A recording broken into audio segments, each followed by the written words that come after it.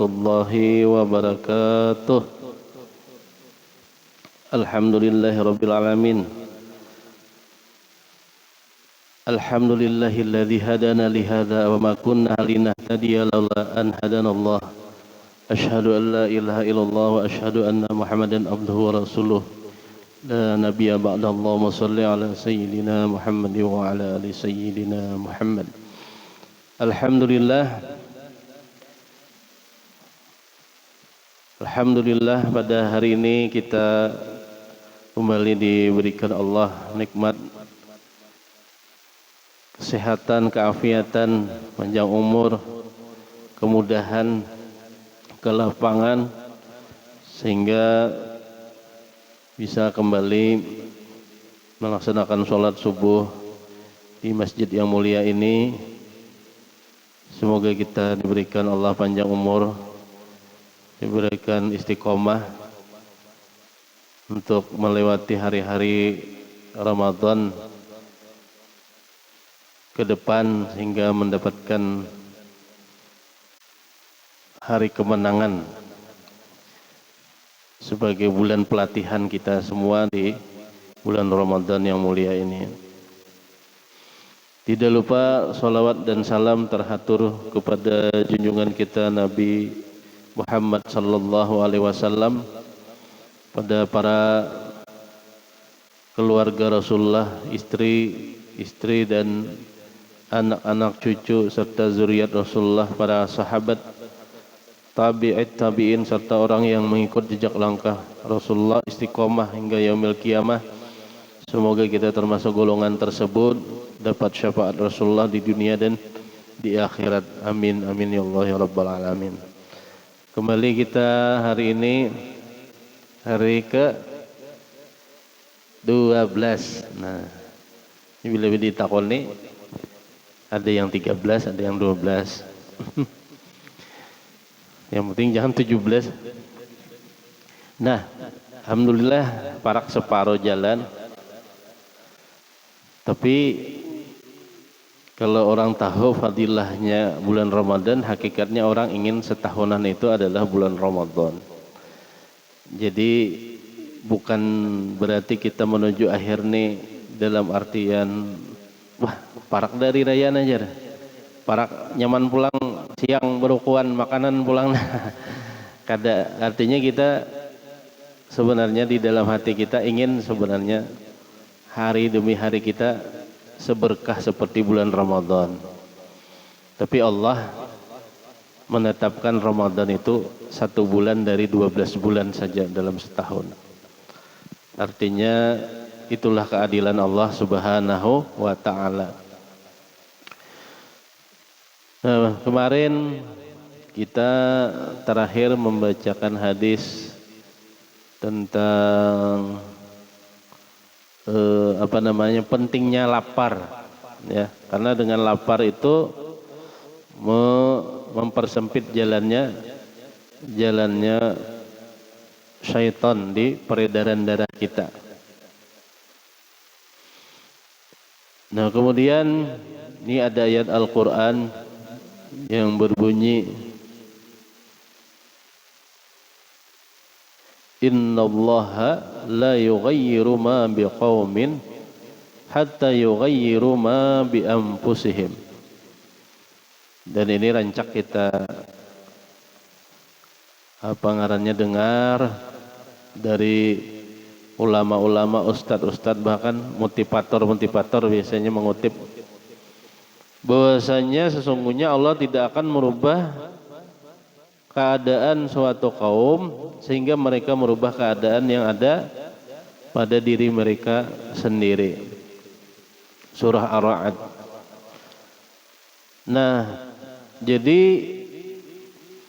kita diberikan potensi di dalam diri kita ini hendak memilih ashabul yamin kah, ashabul shimal kah, hendak golongan orang-orang kanan kah, hendak orang kiri kah, hendak orang baik kah, hendak orang jahat kah. Potensi itu tergantung kita hendak memakainya. Nah, di dalam buku ini karangan Imam Ghazali Ihya Ulumuddin ini, perubahan itu memperbanyak syahwat. Nah, di mana syahwat itu tempat permainan dan gembala syaitan. Maka selama syahwat itu subur, maka kerugian mereka tidak akan terputus, dan selama mereka ragu-ragu, maka tidak terbuka lagi bagi hamba itu akan kekuasaan Allah yang maha suci, dan ia terhalang dari bertemu dengan Rabbnya. Jadi puasa itu adalah sekali lagi untuk menekan syahwat tadi. Dengan cara apa? Dengan cara ditatar. Nah, dipaksa lah bahasanya kan, dipaksa untuk ini halal tapi ditahane, ini boleh tapi kayaknya habis maghrib. Nah kata. Nah jadi tidak dibiarkan merajalela sakahandaknya. Hendak ini hantam ini, hendak ini hantam ini. Nah kada. Tapi itu diatur oleh diri kita. Makanya Allah itu pernah apa ngarannya memberikan semacam pernyataan di dalam hadis kursi, anna inda zanni abdi, aku itu sesuai sangkaan hamba. Bila aku dianggap jar Allah kada kawa merubah, ya kada kawa merubah. Tapi kalau jar Allah inya menganggap dirinya kawa, ya kawa gitu dah.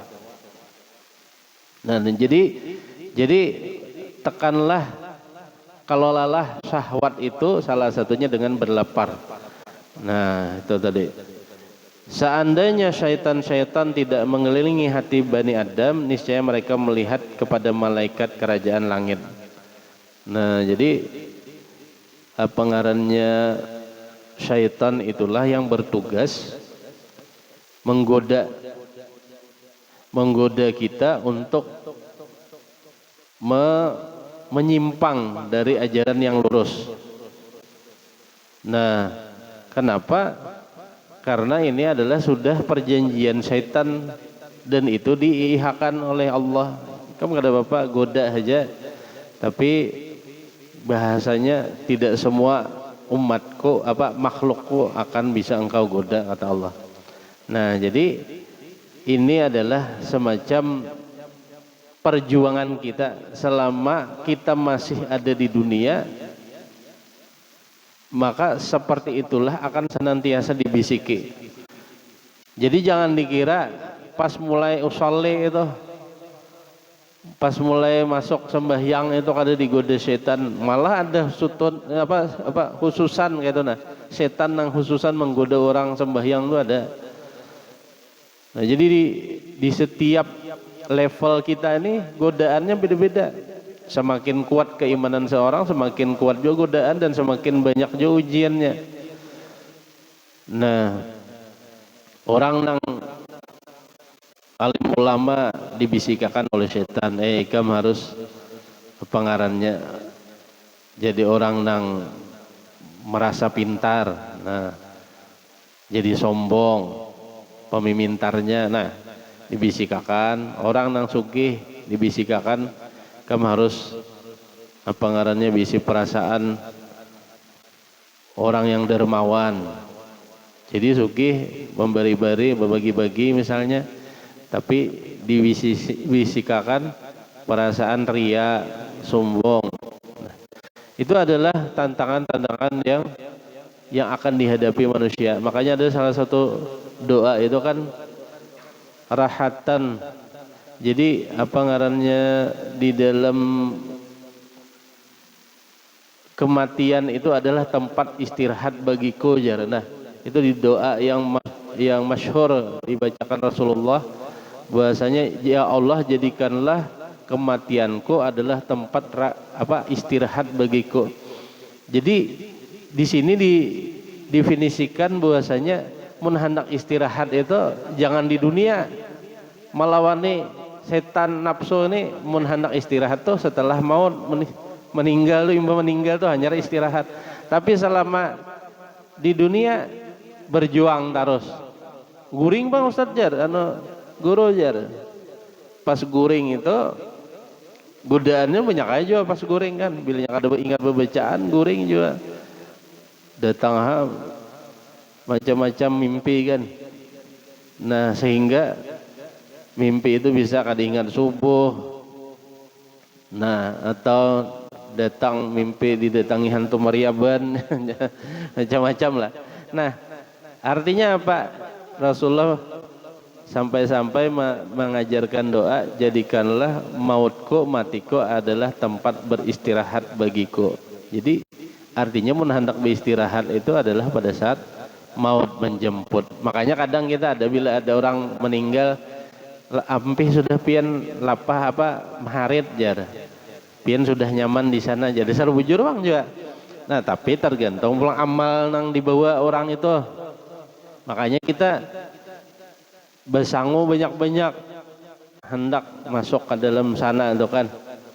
Artinya jangan sampai hendak tulak jauh kadada bersangu, kadada nang dititipi entah anak kah, entah masjid kah, entah pondok kah, yang dalam artian itu akan menjadi amal jariah kita. Itu kita bacakan hadis ini. Nah kemudian kita lanjutkan membacakan sirah Nurul Yakin, sejarah singkat Nabi Muhammad SAW. Semalam kita membahas tentang Ummul Mukminin Sayyidah Khadijah, biografi Sidin, karena kemarin adalah 11 Ramadan wafatnya Sayyidah Khadijah. Nah, Rasulullah setelah pulang dari Isra Mi'raj, sebagaimana kita tahu itu sudah di sekitar tahun ke-12. Tahun ke-12 beliau berdakwah di kota Mekah. Kemudian terjadilah Bai'at Aqabah. Ada 2 kali Bai'at Aqabah, yang pertama 12 orang, yang kedua 73 orang. Bai'at Aqabah adalah bai'at perjanjian bersama penduduk Madinah yang berkomitmen akan membantu dakwah Rasulullah di Madinah pada saat Rasulullah nanti memutuskan untuk berhijrah ke Madinatul Munawwarah. Nah, Bai'at Aqabah ini setelah itu diutuslah Mus'ab bin Umair untuk menjadi juru dakwah di Madinah untuk mengkondisikan. Nah, setelah Bai'at Aqabah kedua ini mulailah berhijrah satu persatu kaum muslimin. Banyak yang bersembunyian tulakan, tapi ada nang wani kada bersembunyian tulak siapa jagoan muslim, yaitu adalah Umar bin Khattab. Nah, jadi Umar bin Khattab ini anak tulak hijrah itu Sidin malah ulah pengumuman siapa nang hendak apa istrinya jadi janda, anaknya jadi yatim.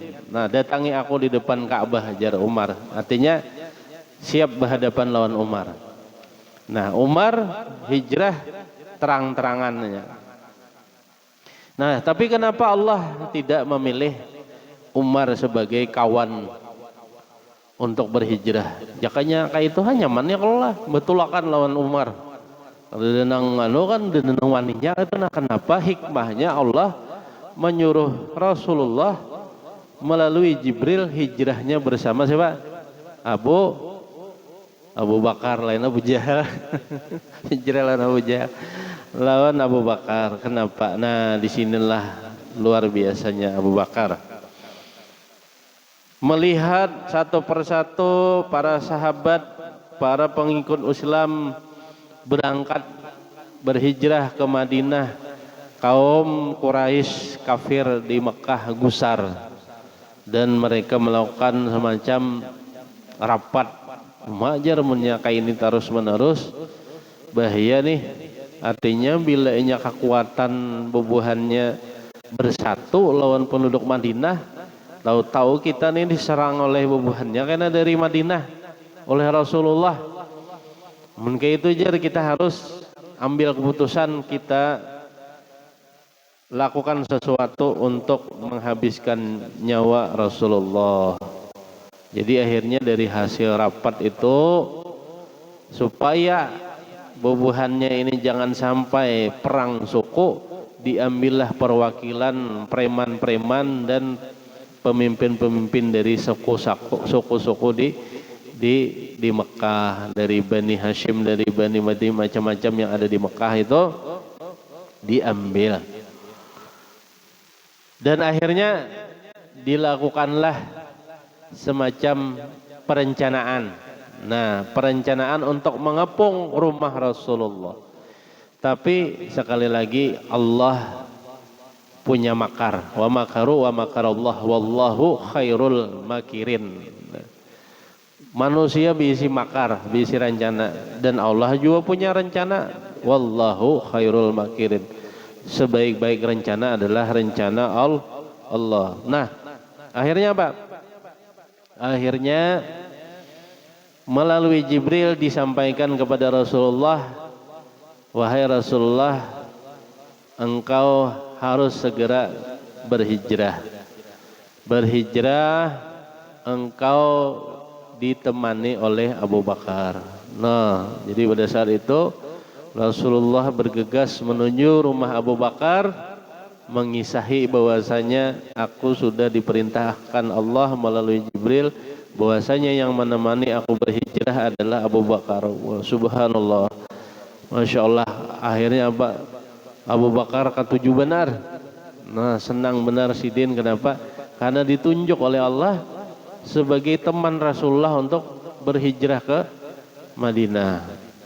Nah, akhirnya malam yang direncanakan itu pun tiba, ya.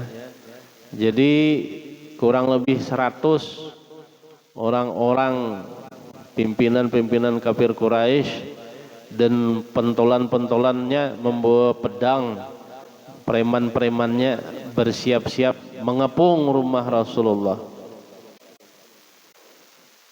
Nah, jadi saat itu disepakati bahwasanya malam ini kita akan keluar, kata Rasulullah, yang akan menggantikan aku guring di selimut aku ini adalah Ali bin Abi Thalib, sepupu Sidin, minantu Sidin. Jadi akhirnya karena Ali ini adalah orangnya sami'na wa ta'na, dan nya yakin bahwasanya Allah akan menolong kada ada masalah, karena memang taruhannya ya dimati orang, langsung dipukuli orang kan kada dibuka lagi selimutnya bisa mati langsung. Tapi Allah kan sekali lagi Allah bang nama aturnya sudah. Nah, sesudah bermusyawarah di antara mereka, Abu Jahal berkata kepada mereka, aku mempunyai suatu pikiran yang aku rasa kamu tidak memikirkannya, yaitu kita membunuh dia, kata Abu Jahal. Sampai habis omongannya, mereka setujui pikiran tersebut dan mereka bermufakat dengannya supaya penyiaran Islam terjadi di luar Mekah itu bisa dihindari. Ini adalah suatu hikmah ilahi, karena kalau sekiranya Islam tersiar di Mekah, niscaya musuh-musuh akan berkata bahwa orang Quraisy mau memerintah negeri Arab dengan mengangkat seorang dan memerintah kepadanya supaya mengakui Nabi sebagai satu jalan untuk mencapai maksud mereka. Jadi Allah itu selalu memberikan sebuah hikmah. Jadi kenapa tak ke Madinah kayak itu nah, sampai ibaratnya Rasulullah terusir itu kan sudah dialog Rasulullah bersama Waraqah bin Naufal, keluarganya Ummul Mukminin Sayyidah Khadijah, yang Waraqah bin Naufal itu mengatakan suamimu ini dapat wahyu dan suatu saat dia akan diusir dari tempat kelahirannya, dia tidak disenangi oleh penduduknya. Nah, itu ternyata perkataan Waraqah bin Naufal itu bujur, ya. Jadi sampai jar Waraqah bin Naufal, seandainya aku sampai hidup di zaman itu akan niscaya aku akan menjadi pengikutnya. Tapi diyakini bahwasanya Waraqah bin Naufal itu walaupun wafat diyakini termasuk orang yang punya keimanan kepada Rasulullah. Jadi akhirnya malam tersebut Rasulullah membaca ya pada saat mau keluar rumah. Jadi sudah berencana nih, artinya kalau pian melihat di peta di Google, arahnya itu arah ke Syam dulu Nabi itu, arah ke Palestina dulu, jadi kada arah ke Madinah dulu, jadi hijrahnya ke situ nah, tapi tulak dulu ke situ, nah, jadi ke Gua Sur itu melawan arah dulu. Ini ke Madinah, nah ke sana dulu tulak sidin. Dengan berjanji lawan Abu Bakar bertemu di gua bukit apa? Bukit Gua Hira, kan ini Gua Sur kayak leh. Bukit Sur leh, salah ketiknya ya. Nah, jadi Rasulullah saat itu sebelum keluar dari kepungan, ini orang ribut sudah nah di luar nih, nah siap-siap hendak mendobrak aja, tapi Allah yang mengatur. Pada saat itu Rasulullah ambil pasir, nah ambil pasir, Ali berbuat keselimut Sidin membaca. Nah ini yang rancak kita baca di surah Yasin.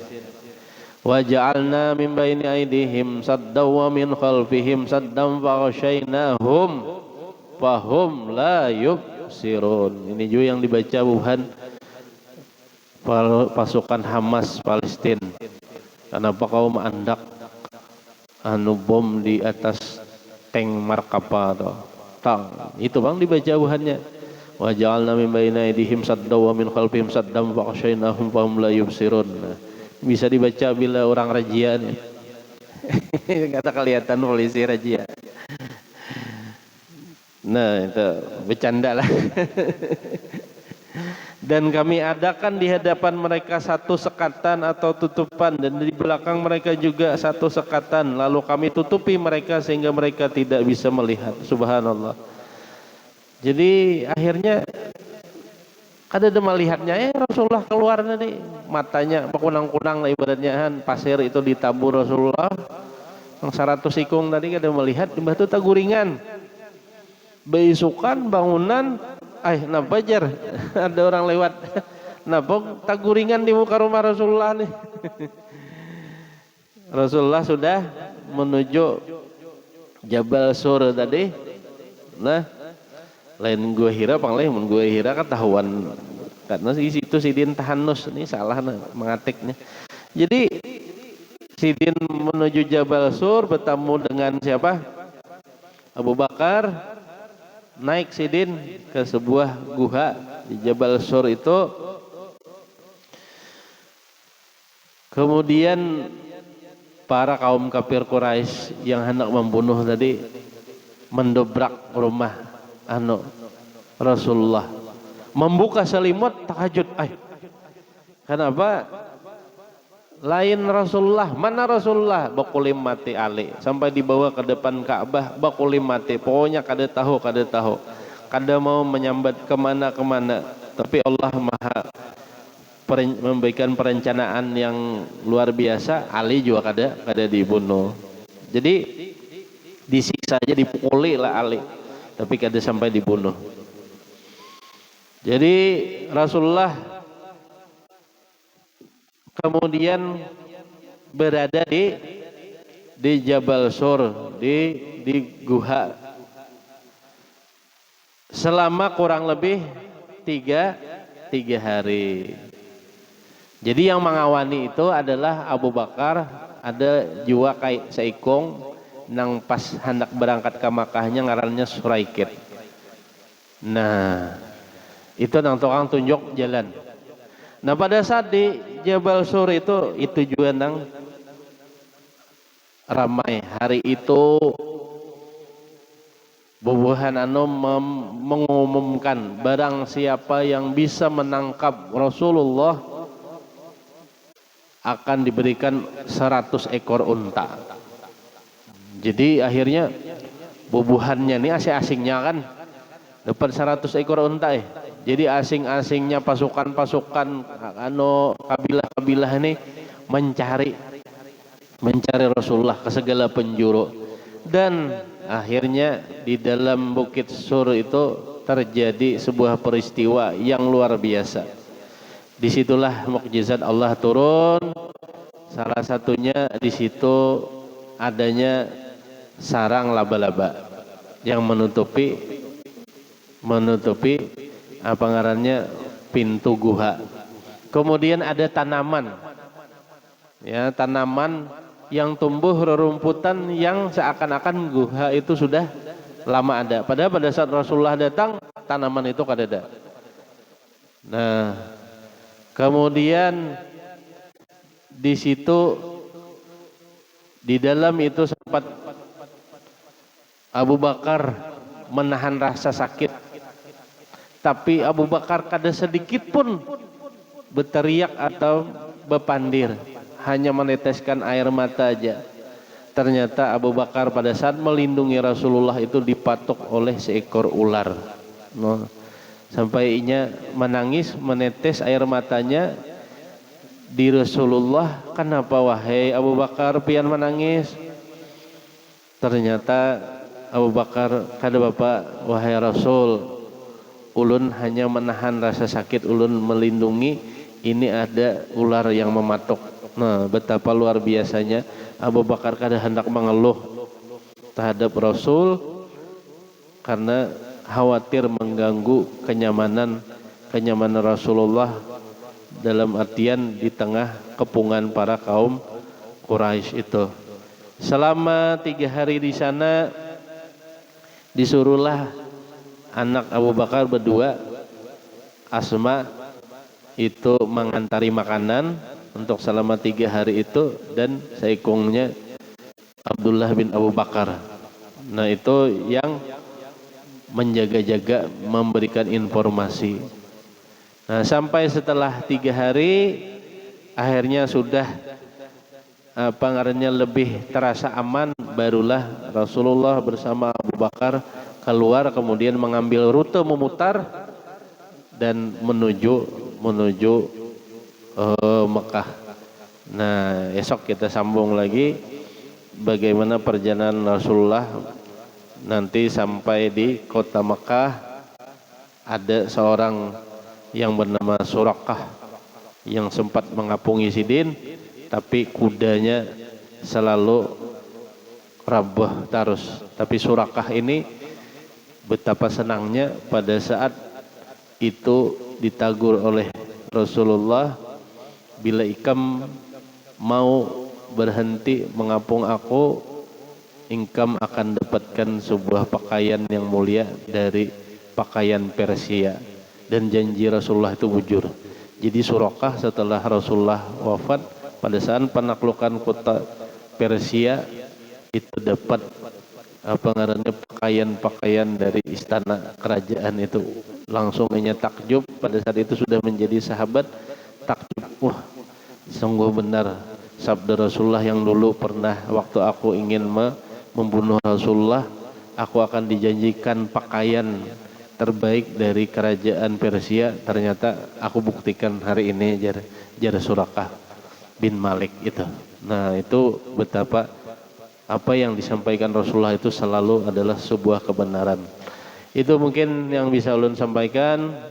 Mudah-mudahan kita dari cerita Rasulullah ini semakin cinta kepada Rasulullah, dan kita mau menceritakan kepada anak cucu kita juga perjuangan pengorbanan Rasulullah untuk kemuliaan Islam yang kita anut ini. Billahi fisabil haq dan lakum ajmain. Wassalamualaikum warahmatullahi wabarakatuh. Inna Allah wa malaikatahu yusalluna ala nabi ya ayyuhalladzina amanu sallu alaihi wa sallimu taslima. على